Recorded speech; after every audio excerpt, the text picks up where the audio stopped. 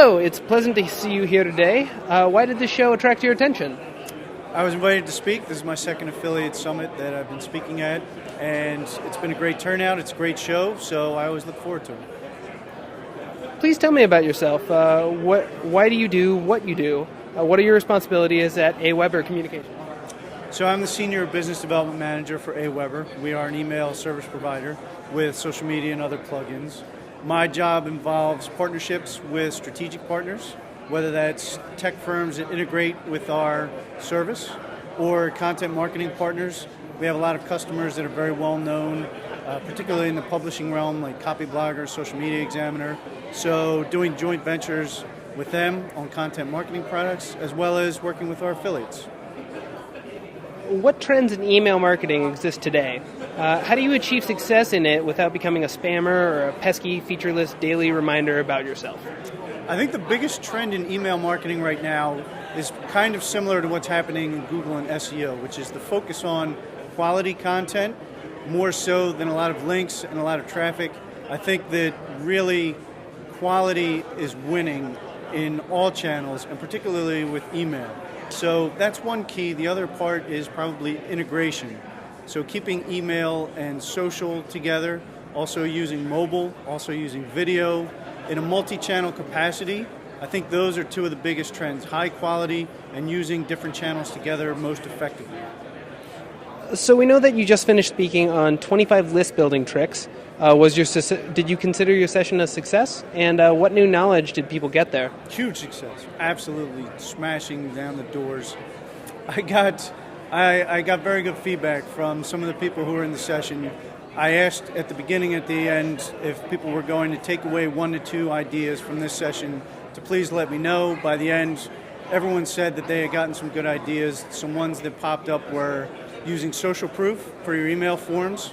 A lot of people talked about using light boxes, where not everybody likes seeing light boxes themselves, so they avoid testing them.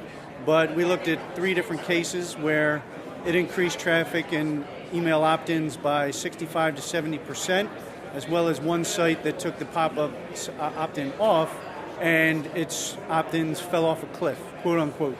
So those were a few of the ideas. We covered 20 plus 5 big foundational ideas, and the value proposition was very popular. So yeah, I got a lot of good feedback on the takeaways from attendees, so I think it went very well. We'd like to ask you a few questions on your outlook in digital marketing. First of all, what new opportunities are appearing in affiliate marketing? I think affiliate marketing, the new opportunities are very much along the same lines I just mentioned, where the content quality level really needs to be there to stand apart. I think that affiliates that focus on making that their goal rather than just link building or traffic building, and if you really take that extra step to ensure quality content, that's going to impact everything you do, from your SEO and your search results to the email list, because people aren't going to want to stay on your email or sign up for things that they just don't feel they're getting any value from. So that really cuts across all channels, like we were talking about, especially even social. So again, I think really the focus and the big thing right now in affiliate across the board is high quality content. Will social networks become the main brand communications channel for large companies? It's an interesting question. It's hard to figure out exactly where that'll go in the future, but as far as large companies and what they're doing with social, we've seen a lot of great examples of companies from all over the large spectrum, whether it's technology or whether it's consumer products like Kraft, Coke. They do a lot of interesting things with social. They run contests, they interact with their fans. Target does a lot of things. They use charity tie-ins. So they're doing a lot of creative things with social. Do I think it will become their main form of communication? I doubt it, because I think for large companies, you're still going to see TV, other digital media like radio, and they have the budgets to make a multi-channel mix that's really strong. So they can pioneer some things with social media and with mobile and some other things that cost-wise maybe smaller organizations can't get into. But at the same time, would I see that as their main brand of communication? Because it's a little bit tricky to control and it doesn't always work. What advertising opportunities will the ongoing app revolution in mobile create for marketers? Well, mobile is increasingly important. The numbers are just huge. They're going off the charts for people having smartphones, people using smartphones, what they're doing with it. Email is still one of the leading functions for mobile, and we've actually integrated with a couple of different mobile solutions and are doing more. So we're really looking forward to what marketers are going to be able to do with that. In a lot of ways, getting those messages to people in the mobile format is going to be even more important than some of the other channels that we're used to. SEO, email, social, they all have an impact on mobile, but the text messaging and the SMS is a real growth area. It's one that companies and organizations need to be careful about, because as much as there's a high threshold for spam and people considering email of very little value, people are actively paying for their text messages, still in a lot of plans, whether it's unlimited or not. So that bar is even higher.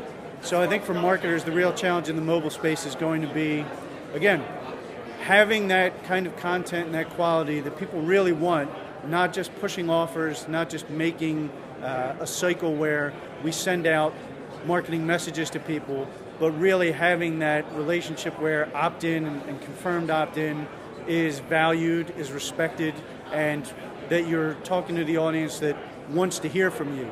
So it's a quantity versus quality debate. If you have a smaller list, but the people on it really want to hear from you, that's going to be a lot more important than having tens or hundreds of thousands of names, but a very low response rate because they signed up but don't really want to hear what you've got.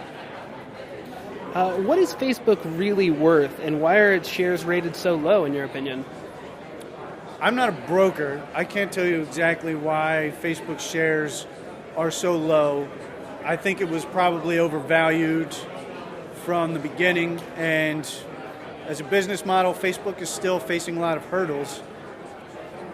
I worked in San Francisco during the dot-com boom, so I have kind of a healthy skepticism about valuations and stock performances and those kinds of things. So my own personal perspective as a non-stock broker, but as a Facebook user who's involved in digital marketing, is the price is probably about where it could and should be, because Facebook still comes with a lot of uncertainty. They invested $1 billion in Instagram. They roll out changes to their users with very little headway. They get a lot of frustration for some of the things that happen with their privacy. It's obviously got a massive user base, and people use it, myself and many others, obviously, several times a day, many hours a day. But the monetization of that, there are still questions around it. So I think it might have come out of the gate a little higher and maybe it's been pumped up, but please don't take any stock tips from me. That's not why I'm here. Do you have any personal ambitions in internet marketing? Any high-flying goals you'd like to achieve in the near future? You know, there was a time about 10 years ago where I thought it would be really fun to create a business based on sending out hard copies of the internet. That idea never really took off. That was a joke, by the way. I do actually have a pretty good space right now in digital marketing. I like what I do, the company that I'm with. We get to work with a lot of different clients. We talk about content marketing, how email fits in, social, how search fits in, and the real multi-channel approach. So continuing to do more and really seeing how content marketing is taking a lead role in digital marketing today is something I've been involved in for a while, and I look forward to continuing to learn and help other people learn how they can use it, how they can grow their businesses, especially small businesses, other organizations like nonprofits, and really help them succeed. So as long as I'm doing that, I'm happy. Well, great. Thank you so much for the conversation, and please watch this interview on bizteams.com. Thanks, Nolan. Thanks, Biz Team. It was great talking with you, and I appreciate the interview. Continued success. Cheers. Great. Thank you so much.